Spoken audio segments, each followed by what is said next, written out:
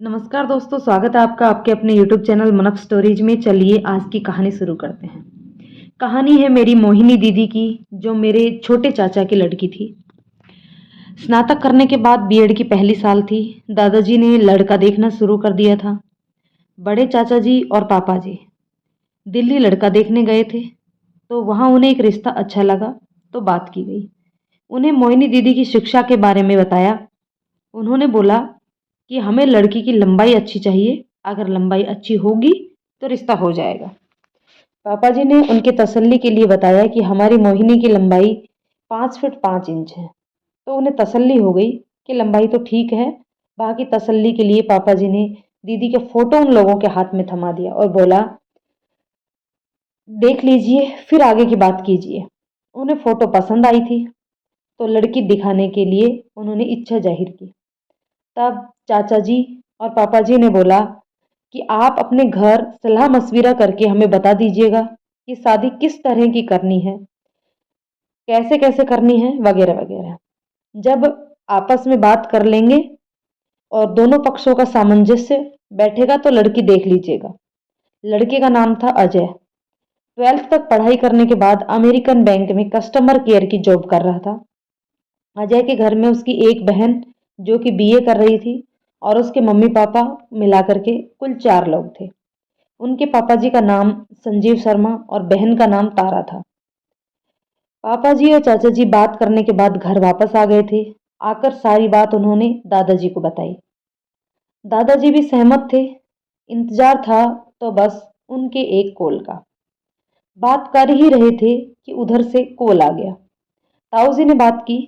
उन्होंने बोला कि लड़की की लंबाई अच्छी है और शिक्षा भी, तो आप लड़की दिखा दीजिएगा। ताऊ जी बोले, पर आपने शादी के बारे में तो अभी बताया ही नहीं कि कैसे क्या करना है।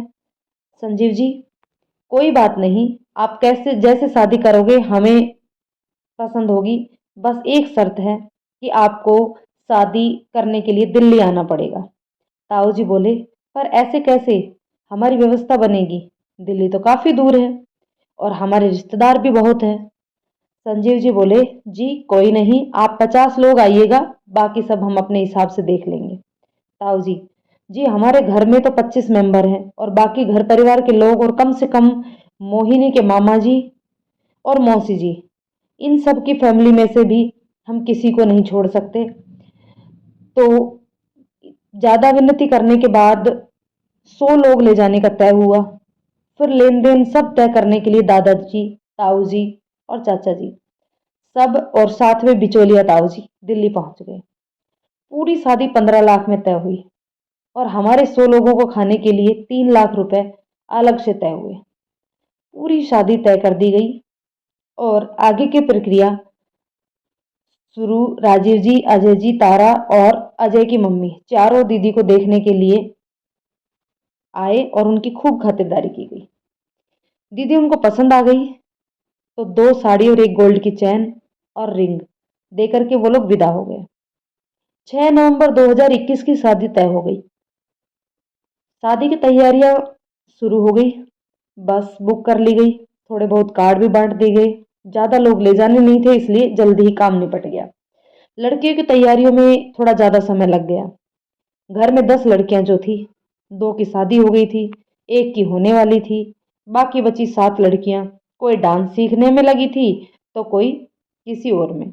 और मेरी तो पूछो ही मत, मैं एक टेलर जो ठहरी। तो किसी का लहंगा सिलना था, तो किसी का सूट, किसी को प्लाजो, किसी का ब्लाउज, तो बस लगे थे। शादी से 1 महीने पहले अजय का फोन आया। बोले, दादाजी से बात करनी है। दादाजी से बात कराई। अजय, दादाजी वो क्या है ना, आप लोग खाने के 3 लाख रुपए दे रहे थे ना, उसका 5 लाख कर दीजिए और अभी के अभी अकाउंट में ट्रांसफर करवा दीजिए, नहीं तो शादी की डील कैंसिल। तब दादाजी बोले, बेटा आपको 3 लाख लेने हो या 5 लाख, पर जो भी है सब शादी पर ही दिए जाएंगे। और रही बात डील की, तो ये कोई डील नहीं है, ये 2 परिवारों का मिलन है, जो भगवान की कृपा और संयोग से होता है। बाकी तुम अभी बच्चे हो, संजीव जी से बात करवाइए। अजय, देखिए दादाजी, मैं कोई बच्चा नहीं हूं, जो मुझे पैसे अभी के बोल रहा हूँ तो उस पर ध्यान दीजिए। पैसे मुझे अभी चाहिए। इतनी बात कर उसने फ़ोन रख दिया। शादी में 1 महीना बाकी था तो सबका दिमाग खराब हो गया। अजय के पापा जी से बात की तो उन्होंने बोल दिया कि भाई मैं कुछ नहीं कर सकता, अजय कह रहा है उसी तरीके से कर लीजिए। अजय ने दीदी को फ़ोन करके उन्हें भी लेन देन वाली बातों से परेशान करने लगे। दीदी ने मुझे बोला कि कुछ भी हो, घर में सबको समझा, मुझे नहीं करनी है शादी, कुछ गड़बड़ लग रही है मुझे इसमें, बहुत परेशान करेंगे शादी के बाद, मुझे ऐसा लग रहा है। मैंने घर में सबको समझाया, एक बार के लिए मेरी बात सबने मान भी ली, लेकिन बिचौलिया ताऊजी ने इधर उधर बात कर करा के बात को संभाल ली और उन्होंने बोला कि ठीक है जैसे हो रहा है होने दो, हमें कोई परेशानी नहीं है। लेकिन अभी शादी नहीं हुई थी, अब शादी की तैयारियां होने लगी। शादी में कम ही समय रह गया था। ताऊ जी ने भाड़े पर वोल्वो बस कर ली, शॉपिंग भी शुरू हो गई। इस तरह सब खुशी खुशी होने लगा। घर के बड़ों की तो नहीं पता पर कि उनके दिमाग में क्या चल रहा है, पर मेरे मन के अंदर अंदर ही अंदर मैं बहुत परेशान हो रही थी। जब भी दीदी को देखती थी तो मेरे मन में पता नहीं कितनी दूर दूर के ख्याल आने लगते थे। लगता था कि कहीं कुछ गलत तो नहीं हो रहा है दीदी के साथ। मैं दीदी को रोजाना पूछती कि अजय जी से बात हुई, क्या बोले?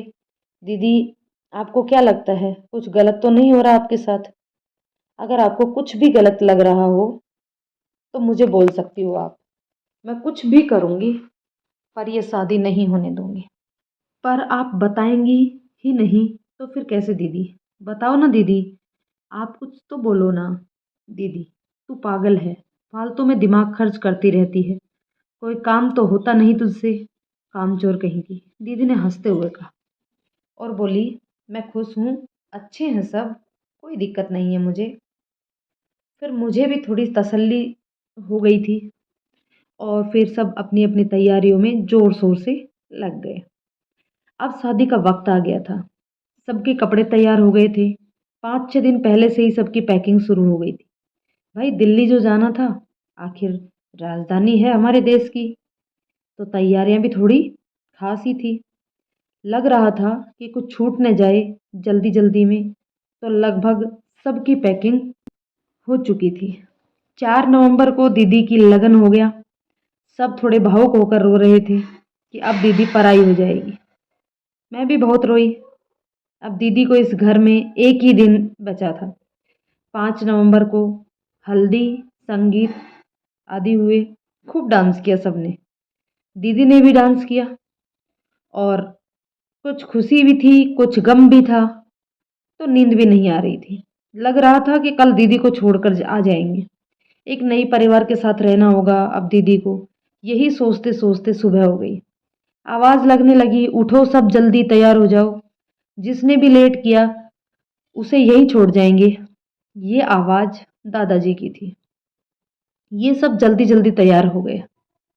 उस समय लाइट भी नहीं आ रही थी, तो थोड़ा थोड़ा पानी से ही नहा कर गुजारा कर लिया गया, क्योंकि सारे रिश्तेदार एक दिन पहले ही आ गए थे, तो सभी यहीं पर ही तैयार हुए थे।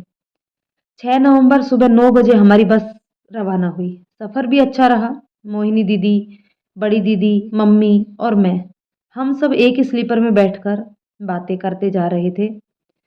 2 घंटे बाद बड़ी दीदी दूसरे स्लीपर में चली गई। फिर हमने थोड़ी थोड़ी नींद ले ली। शाम 6 बजे सब गंतव्य स्थान पर पहुंच चुके थे। हम सब मैरिज होम में प्रवेश कर चुके थे, पर वहां अजय की फैमिली से कोई भी नहीं आया था। कोई दो रिश्तेदार थे। उन्होंने उस मैरिज होम के संचालक को बता दिया कि ये लोग आ गए हैं, इनकी खातिरदारी की जाए। हम लोग समय से ही आएंगे, यह बोलकर चले गए। हम सबने पहुंचकर खाना खा लिया और सब बैठकर गप लगाने लगे। दादाजी के सभी भाई आए हुए थे जो दूर दूर रहते थे, तो उनकी अलग बातें चल रही थी। इस तरह सभी अपने ग्रुप बनाकर बातें करने में व्यस्त थे। दीदी को पार्लर वाली तैयार कर रही थी, तो मैं उनकी हेल्प कर रही थी और अपनी बहनों, मम्मी, चाची, ताई सबको तैयार भी कर रही थी। 8 बज रहे थे। इतने में अजय की बहन तारा का आना हुआ। वो दीदी का लहंगा लेकर के आई थी। ताऊ जी तारा से बोले, बेटा आप लोग तो 5 बजे आने वाले थे ना, काफी लेट हो गए, अभी कोई आया ही नहीं तुम्हारे घर से। तो तारा बोली, अच्छे लोग ना हमेशा लेट ही पहुंचते हैं। ताऊ जी, बेटा इसका मतलब हम बुरे लोग हैं? तो तारा बोली, हो तो हो, ये भी कोई पूछने वाली बात है? ताऊ जी स्तब्ध रह गए और बोले, भाई हमारे घर का कोई बच्चा ऐसे बात नहीं करता, पर पता नहीं तारा, शायद किसी बात को लेकर गुस्सा होगी या परेशान होगी। हाँ ऐसे ही होगा तभी, बच्ची ही तो है अभी। इस तरह अपना ही मन सब समझा रहे थे। इतने में दीदी भी तैयार हो गई। इतनी खूबसूरत लग रही थी जैसे आसमान से कोई परी उतरी हो। तभी चाचा जी के बेटे सुमित का प्रवेश होता है और सुमित कहता है, अरे वाह, ये मोहिनी दीदी ही है ना, या कोई परी है? गजब दीदी गजब, आज सब मेरी दीदी को देखते ही रह जाएंगे। और दीदी आपकी सासू माँ आदरणीय पूनम जी को तो रोजाना आपकी नजर उतारनी पड़ेगी, नहीं तो हो गया काम। कमरे में सब हंसने लगे। दीदी भी स्माइल किए जा रही थी। हम सब बहन भाई सेल्फी लेने में मस्त थे। बारात दरवाजे पर पहुंच चुकी थी। बाराती डांस कर रहे थे। अजय भी घोड़ी पर बैठकर ही डांस कर रहे थे। दरवाजे की सारी रस्में समाप्त हुई। बाराती खाना खाने लगे। हम सब पहुंचे थे तभी हम खा चुके थे, तो किसी एक आध ने ही खाना खाया होगा और आगे की कार्रवाई शुरू की गई। लग्न टीका हुआ तो जो भी तय हुआ था, कैश, सामान, चैन, रिंग सब दे चुके थे। खुशी खुशी लगन टीका हो गया। अब जयमाला का मंच तैयार था। अजय मंच पर पहुंच गए और दीदी का बेसब्री से इंतजार कर रहे थे। हम दीदी को लेकर जा रहे थे पर कैमरा वाले चलने ही ना दे रहे, आगे ही नहीं बढ़ने दे रहे थे। पर आखिर में हम जयमाला के मंच तक पहुंच ही गए। अजय जी ने दीदी का हाथ थामा और दीदी को मंच पर ले लिया। हम सब भी मंच पर पहुंच गए। मंच पर दो दल बन गए थे, एक अजय जी का और एक मोहिनी दीदी का। दीदी ने जैसे ही माला डालने के लिए माला ऊपर की, तब अजय की तरफ से लोगों ने उसको ऊपर उठा लिया। अब मैं अपने भाई लोगों को भी चिल्लाई, अरे जल्दी आओ सब, दीदी को भी और ऊंचा उठा दो। इतने में सब भाइयों ने दीदी को अजय जी से इतना ऊंचा उठा दिया कि दीदी ने आराम से माला डाल दी। सब जयकारे लगाने लगे, बोलो बंसी वाले की जय। अब अजय जी को माला डालनी थी, पर वो जैसे ही दीदी की तरफ माला करते, दीदी पीछे हो लेती, तो लगभग अजय जी को लगने लगा कि माला डालना थोड़ा मुश्किल हो रहा है। फिर हम सब ने दीदी को बोला, कोई नहीं दीदी, अब डालने भी दो ना। तब माला का प्रोग्राम संपन्न हुआ। फिर सब आशीर्वाद देने लगे और फोटो होने लगे। सब ने फैमिली फोटो करवाए। अब दीदी, अजय, मैं, बड़ी दीदी, अजय की बहन तारा और कुछ अजय की बुआ, मामा जी के बेटे और दोस्त सब एक साथ बैठकर खाना खाने लगे। थोड़े हंसी मजाक के साथ खाना संपन्न। लेकिन तभी दीदी ने मुझे इशारा करते हुए कुछ दिखाने की कोशिश की, और वो यह था कि दीदी की सास मुंह फुलाए बैठी थी। दीदी ने मुझे बोला कि नीलम, कुछ चक्कर लग रहा है मुझे, सब लोग कानाफूसी कर रहे हैं इधर, लग रहा है कि जरूर कुछ पक रहा है। मैंने दीदी से बोला, यार दीदी कुछ नहीं है, बस आप ना पॉजिटिव सोचा करो, फालतू में नेगेटिव ख्याल मत लाया करो अपने मन में। दीदी, ठीक है नहीं ला रही बस। हम वापस कमरे में आ गए। पंडित जी ने बोला कि बच्ची को लाओ फेरों के लिए जल्दी। मैंने दीदी को जल्दी से चुनरी की साड़ी पहनाई और तैयार कर दिया। अब पंडित जी बोला, पहले लड़के को बुला दीजिए। पर जब लड़के को बुलाया तो लड़का नहीं आया, क्योंकि वहां सच में ही कुछ पक रहा था। भाई बुलाने गया तो अजय की मम्मी पूनम जी बोल दिया, किसी बड़े को भेज देना, तब जाएगा अजय फेरों के लिए। तब दादाजी पहुंचे और दादाजी ने जाकर पूछा कि आखिर बात क्या है। दादाजी अजय के पास से आए तो बहुत परेशान थे। सबने पूछा, क्या हुआ, अजय आ रहे हैं क्या? दादाजी एकदम से चुप रह गए। तब ताऊजी ने पूछा, पिताजी हुआ क्या है, कुछ तो बताइए ना। बोलिए ना। तब दादाजी ने बोला, बिचौलिए को बुलाओ। बिचौलिए ताऊ जी आ गए। सब लोग बात करने लगे। चारों ओर सब लोग कानाफूसी करने लगे। दादाजी, ताऊ जी, चाचा जी, पापा जी, बिचौलिया ताऊ जी, सब अजय की तरफ बात करने के लिए जा रहे थे। मैं उनके पीछे ही थी। तब अजय की पूरी फैमिली वहीं अपने ताने बाने बुनने में लगी थी। सबकी प्लानिंग चल रही थी। दादाजी ने अजय के पापा जी यानी कि संजीव जी से तसल्ली से बात करनी चाहिए, तो संजीव जी ज्यादा कुछ बोल नहीं पा रहे थे, क्योंकि बेटे बेटी और गृह मंत्री ने उनकी आवाज को लगभग बंद ही कर दिया था। फिर क्या बोलते बेचारे। तो उन्होंने बस यही बोला कि जैसे अजय बोल रहा है, देख लीजिए आप, मैं कुछ नहीं कर पा रहा। इतने में अजय बोला, पापा अगर आप बोलते तो शायद हमें बोलने की जरूरत ही नहीं पड़ती। अब प्लीज आप चुप ही रहें तो ज्यादा अच्छा है। अजय ने सबके सामने बोल दिया कि हमें 5 लाख रुपए कैश चाहिए, और वो भी अभी के अभी, वरना फेरे नहीं पड़ेंगे। इतना सुनते ही मैं जल्दी से गई और चिल्ला कर आई कि सब जल्दी आओ, जल्दी जल्दी। सब काम खराब हो गया। अपने छोटे भाई को बोला कि तू वीडियो बनाना। मैं भी जल्दी आकर सामने ही खड़ी हो गई। फिर दादाजी ने बोला कि बेटा हम पैसे तो दे देंगे, 5 लाख कोई बड़ी रकम नहीं है, लेकिन बेटा जब कोई अपनी बेटी किसी को देता है तो सबसे बड़ी चीज होती है उनका व्यवहार, जुबान और संस्कार, जिनमें से शायद एक भी चीज तुम्हारे पास नहीं है। फिर मैं पैसे किसके लिए दे दूं? इसका जवाब दे दो। अजय, ऐसा है, पैसे तो आपको देने ही पड़ेंगे, मुझे जिद है। तो हमारे ताऊ जी थोड़े पिघले और बोले, पिताजी शादी तो करनी ही है, जितना झंझट करेंगे रिश्ते में उतनी ही कड़वाहट आएगी। जैसे ही ताऊ जी बैग से पैसे निकालने लगे, तब दादाजी हाथ दबाकर कहा कि रुक। इतने में अजय झल्लाकर बोला, चलो मम्मी पैकिंग करो जल्दी, यहाँ कोई शादी नहीं हो रही। और जयमाला वाली माला तोड़कर फेंक दी। चैन उतारने की कोशिश कर रहा था लेकिन उतर नहीं रही थी, तो जल्दी ही उसकी माँ ने चैन उतारने में उसकी मदद की और फिर चैन भी उतार दी। उसके रिश्तेदारों ने भी कहा कि बेटा सही नहीं है, ये गलत बात है, तुम अपने पापा जी को भी नहीं बोलने दे रहे हो। इतने में उसकी माँ पूनम जी बोली, बोलने दो अजय को, सही कह रहा है वह। शायद माँ की ही परवरिश ने पिता का सम्मान भुला दिया था। तब दादाजी ने बोला कि बेटा ऐसे करने में क्या होगा, पैसे चाहिए ना, चलो दे देते हैं हम। अजय, तुम शादी तो करोगे, पर ऐसे करने से बस तुम्हारा समय खराब हो रहा है और साथ में मेरा दिमाग। अब तुम देखना मैं तुम्हारी मोहिनी को ले जाकर उसका क्या करता हूँ। इतने में मेरा खून खोल गया और मैं बहुत जोर से चिल्लाई, अरे तू जा, क्या हाल करेगा उसका, तुझे कोई मोहिनी देगा तब ना। पहले अपनी शक्ल देख, अभी दुल्हा बना हुआ था ना तू, अब जूते पड़ेंगे तुझे।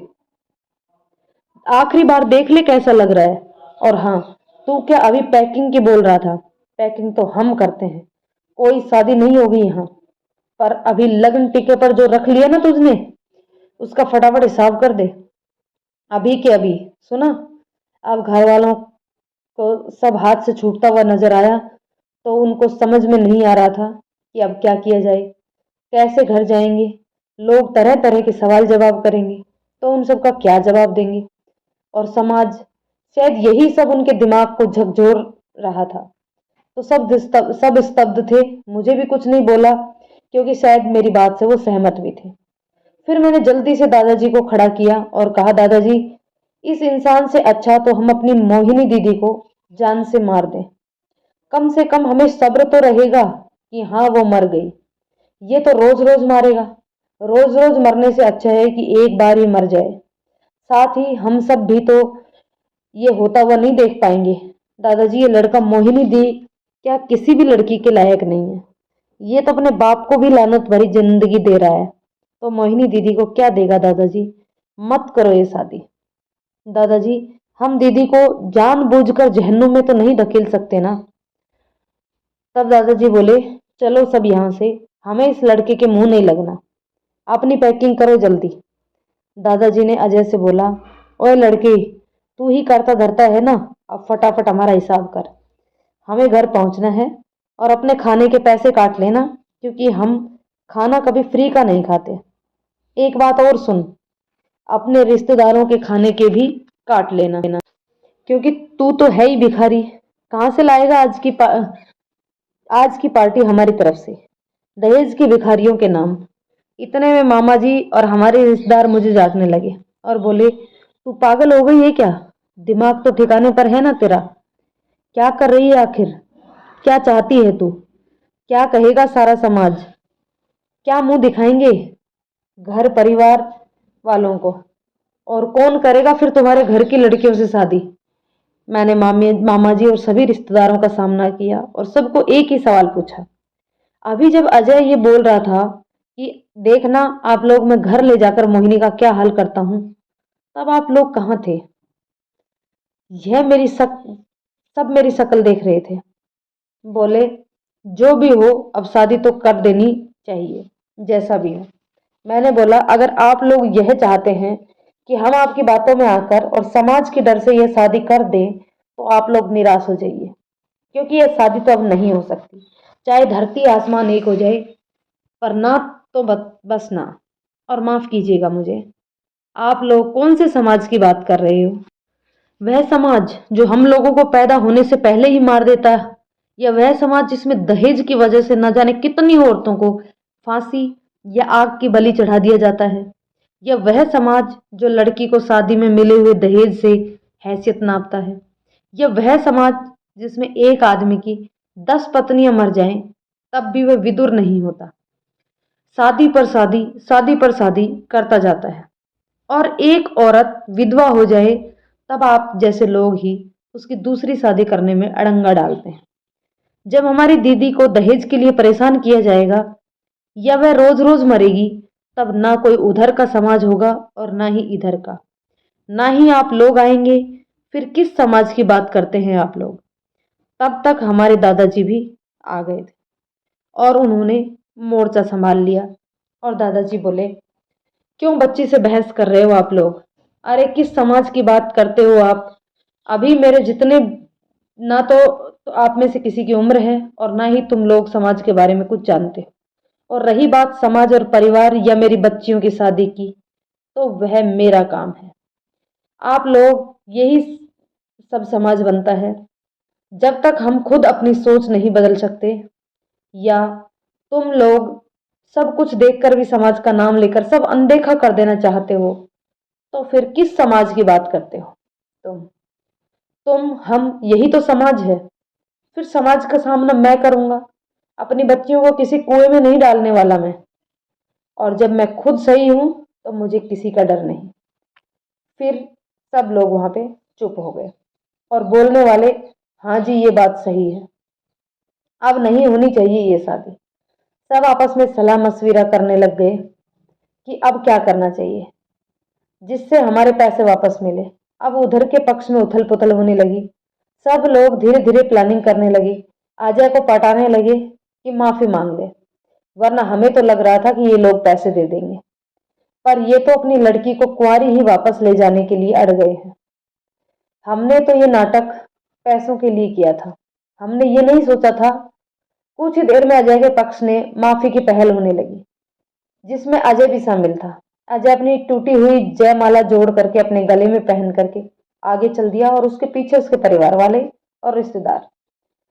अजय दादाजी के पैर छूने झुका तो पीछे वाले लोग उसकी तरफदारी करने लगे, बोल रहे थे कि बच्चा है, माफ कर दो, ऐसा मत करो, शादी कर दीजिए। तब दादाजी बोले, लल्लू अभी तो ये माला तुमने तोड़कर फेंक दी थी, अब ये जुड़ कैसे गई? और अजय, तुम कोई 6 महीने के बच्चे नहीं हो, जो गलती हो गई। अब यहाँ से जाओ और जल्दी से हमारा हिसाब कर दो, जिससे हम अपने घर चले जाएं। मुझे घर जाकर अपनी बेटी की शादी भी करनी है। फिर दादाजी के दिमाग में कुछ आया और मुझे बोले, बेटा एक बार जाकर के मोहिनी को पूछ कर आओ वह क्या चाहती है। मैं जाकर दीदी को सारी बात शुरू से अच्छे से सुनाई और बोला कि दीदी अब आप अपना निष्कर्ष बताइए, आप क्या चाहती हो? दीदी ने तुरंत बोला कि मुझे तो यही समझ नहीं आ रहा कि हम यहाँ किस वजह से टाइम खराब कर रहे हैं। घर चलना है या नहीं? घुटन हो रही है मुझे यहाँ, चलो जल्दी। और उससे शादी तो क्या, मैं उसे थप्पड़ मारना भी नहीं चाहती, क्योंकि मेरे हाथ भी गंदे हो जाएंगे। पर हाँ, दादाजी बोले तो चप्पल जरूर मार सकती हूँ, लेकिन दादाजी इजाजत नहीं देंगे। तो बस अब घर चलो। मैंने जाकर दादाजी को बोला कि दीदी ने यह बोला। तब दादाजी ने साफ बोल दिया कि हमारा हिसाब करिए, अब जल्दी, अब हमें गुंजाइश नहीं है यहाँ पे रहने की बिल्कुल भी। फिर भी हम रात के 1 बजे से सुबह के 8 बजे तक यही नाटक देखते रहे, लेकिन कोई हमारे पैसे वापस करने का नाम नहीं ले रहा था। काफी परेशान हो चुके थे हम। चाचा जी ने मैरिज होम के मेन गेट पर ताला बंद कर दिया, जिससे अजय की तरफ के लोग भाग ना जाएं। तब उधर से कुछ हिसाब वगैरह होता हुआ जब नजर नहीं आया, क्योंकि कहते हैं ना कि सीधी उंगली से घी नहीं निकलता, तो उंगली टेढ़ी करनी पड़ती है। तो फिर चाचा जी, पापा जी, भाई और सभी रिश्तेदार एक साथ भागे। पापा जी ने जाकर अजय का कॉलर पकड़ लिया और बहुत तेज आवाज में बोले कि हमको पागल समझ रखा है क्या, जो रात भर से इंतजार कर रहे हैं। कर्ज नहीं लिया था हमने तुझसे, जल्दी हिसाब कर, नहीं तो पुलिस को फोन करते हैं। पापा जी से हम सब ने जैसे तैसे छुड़ाया तो चाचा जी ने पकड़ लिया। चाचा जी चिल्लाए, अरे लातों के भूत बातों से नहीं मानते, जल्दी से अपनी सारी चद्दरें ले आओ और इन चारों मेंबरों को बांध कर डाल दो बस की डिग्गी में। घर ले जाकर भैंसों का गोबर डलवाएंगे, तब इनकी बुद्धि ठिकाने आएगी और पैसे भी वसूल हो जाएंगे। और इनके साथ ऐसा करने से लोगों को डर लगने लगेगा आगे के लिए। फिर तो बस तुरंत पैसे आ गए और हिसाब भी हो गया। दादाजी ने दावत के पैसे छोड़ दिए थे, जैसा उन्होंने बोला था, हमारे खाने के और दहेज के भिखारियों के खाने के। उसी अनुसार हिसाब हुआ। कुछ लोगों ने बोला कि अब हम दहेज का केस करें, लेकिन दादाजी ने बोला, क्या बात करते हो, मिलेगा वहां सिर्फ तारीख पे तारीख, तारीख पे तारीख, और बस कुछ नहीं। मुझे घर जाकर बच्चे की शादी करनी है। फिर सारा सामान लेकर के हमारी बस वहां से विदा हुई। मोहिनी दीदी, जो कि मेरे साथ बिठाया गया था, उनको और दादाजी ने बोला कि मोहिनी, हिम्मत नहीं हारनी चाहिए। दीदी पूरे रास्ते आराम से आंखें बंद करके सोती रही। मैं उन्हें बस देखती रही, पर मुझे ये अच्छे से पता था कि शायद वह सो रही है। शादी की शुरुआत से अब तक का सफर उसकी आंखों में एक बुरे सपने की तरह घूम रहा था। ये तो वही जानती थी, ऐसे नींद ही कहाँ आती है। मैं दीदी को देख रही थी, जो हाथों में हरी चूड़ियां पहने थी, मेहंदी कोहनी से ऊपर तक और पैरों पर लगी हुई थी, जिसका रंग काफी गहरा था। चेहरे पर रात का हल्का हल्का मेकअप भी रह गया था। मेरी राजकुमार जैसी दीदी से को मुझसे देखा नहीं जाता।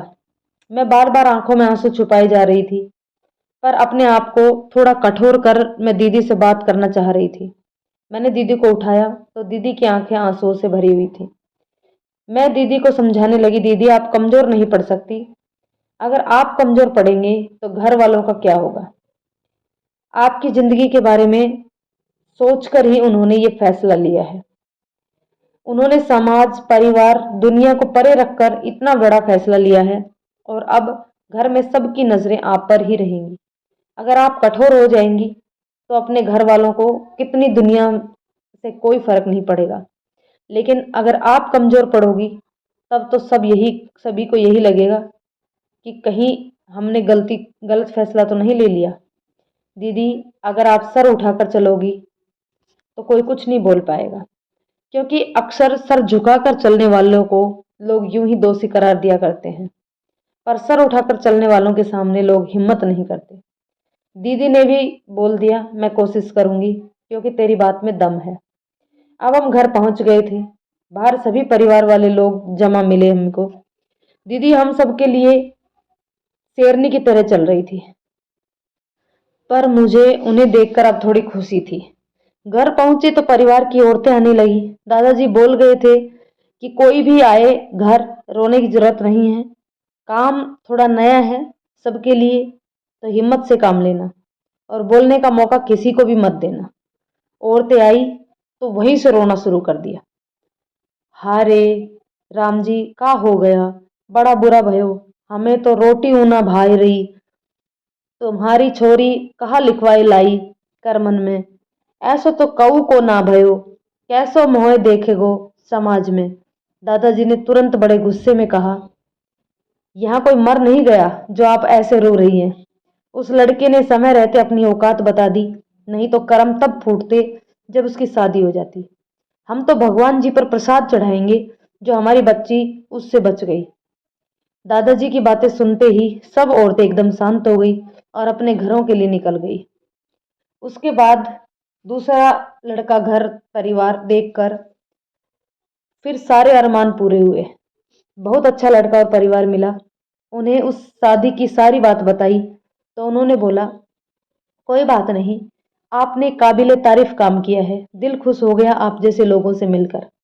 दीदी को देखकर उन्होंने बोल दिया कि हमें बस मोहिनी चाहिए और कुछ भी नहीं। हमारे बेटी नहीं है, 3 बेटे हैं, तो आप अपनी बेटी हमें दे दीजिए जो हम अब हमारी बेटी हो जाए। आपका बहुत आभार रहेगा। वैसे हमारी लंबी रिश्तेदारी में से ही थे वो, और 7 मई 2022 को दीदी की धूमधाम से शादी हुई। बहुत अच्छा परिवार मिला जिससे दिल खुश हो गया। दोस्तों, ये कहानी आपको कैसी लगी कमेंट करके बताइएगा, और कहानी पसंद आए तो लाइक शेयर करें, और अगर चैनल पर नए हैं तो प्लीज़ चैनल को सब्सक्राइब जरूर कर लें। धन्यवाद दोस्तों।